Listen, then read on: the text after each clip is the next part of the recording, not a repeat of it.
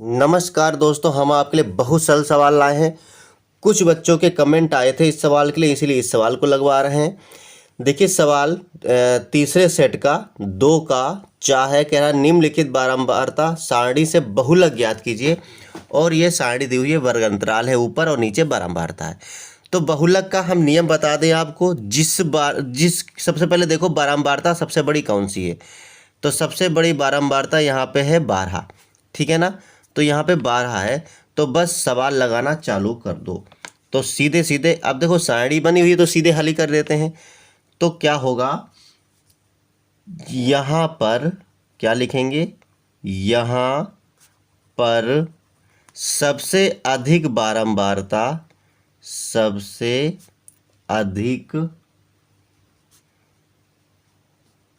लिखो, चाहे सबसे अधिकतम बारंबारता कितनी है, 12 है, 12 है, ठीक है।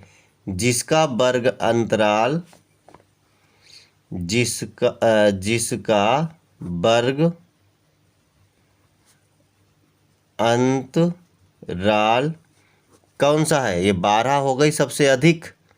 इसका है 60 से 80, 60 से 80 है, ठीक है। इसलिए क्या लिखोगे, इसलिए बहुलक वर्ग बराबर बहुलक वर्ग बराबर आपका हो जाएगा 60 से 80। अब यहाँ पर बहुलक वर्ग निकल के आपका आ गया। तो हमेशा याद रखो, तो जब बहुलक वर्ग निकल के आ गया तो इसमें क्या क्या चीज़ निकालनी पड़ती है, पहले आपको ये याद हो। इसमें आपको तो इसलिए बहुलक वर्ग होगा, अतः लिख लो। और निकालना इसमें क्या क्या पड़ता है आपको एक L चाहिए होता है, ठीक है। इसमें आपको H चाहिए होता है, इसमें आपको एक F1 चाहिए होता है, इसमें आपको F2 भी चाहिए होता है, इसमें आपको F0 भी चाहिए होता है, और इसमें क्या चाहिए होता है अभी देखते हैं। अब देखिए L क्या होता है हम आपको बता दें। जो निम्न सीमा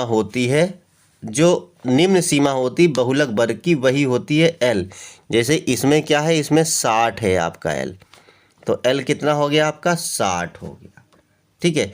H क्या होता है आपका, H होता है इन दोनों को आपस में घटा दो और जो आएगा वही होता है H, यानी कि अंतर। तो इसका अंतर है 20 का, तो बराबर हो गया इसका H 20। फिर F1 क्या होता है, F1 होता है आपका जस्ट यही वाली संख्या, ये F1 होता है, यानी जीरो चालू करो, ये F0 और ये F1, उसके बाद जस्ट F2, मतलब जो वर्ग अंतराल है उसकी वाली संख्या F1 होती है, उसके बाद वाली संख्या F2 होती है, उसके पहले वाली संख्या F0 होती है।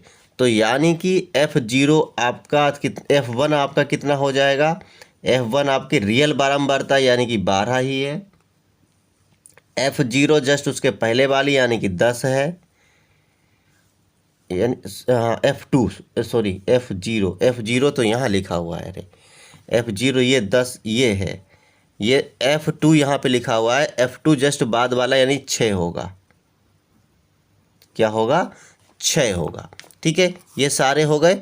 अब बस सूत्र लगा दो, आपका आंसर आ जाएगा। तो बहुलक बराबर सूत्र क्या होता है, बहुलक बराबर होता है आपका L plus F1 minus F0 अपान में 2 F1 minus F0 minus F2।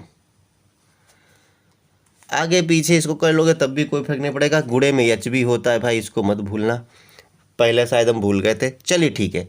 अब देखिए L की जगह पर रखेंगे हम 60, ठीक है, प्लस F1 की जगह रखेंगे हम 12, माइनस F0 की जगह रखेंगे 10, अपान में 2 गुणे F1 की जगह रखेंगे फिर से 12 माइनस F0 की जगह पर 10 फिर माइनस F2 की जगह पर 6 गुणा में H की जगह पर 20।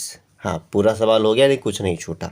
ठीक है, अब देखिए बराबर 60 प्लस 12 में से 10 गए तो कितना बचेगा, 2 बचेगा, बटे में 12 दूनी कितना आया 24 माइनस का 10 और माइनस का 6 तो माइनस का कितना हो जाएगा 16 गुणा में 20। ठीक है ना।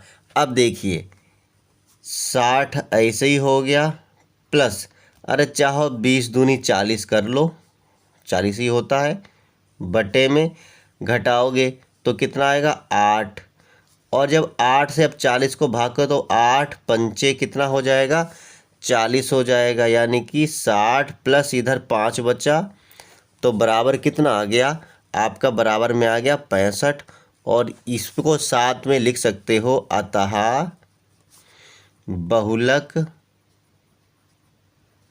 बराबर 65। ये आ गया आपका आंसर। तो कैसा लगा सवाल? अच्छा लगा हो तो लाइक शेयर कमेंट करें। फिर मिलते हैं अगले वीडियो में।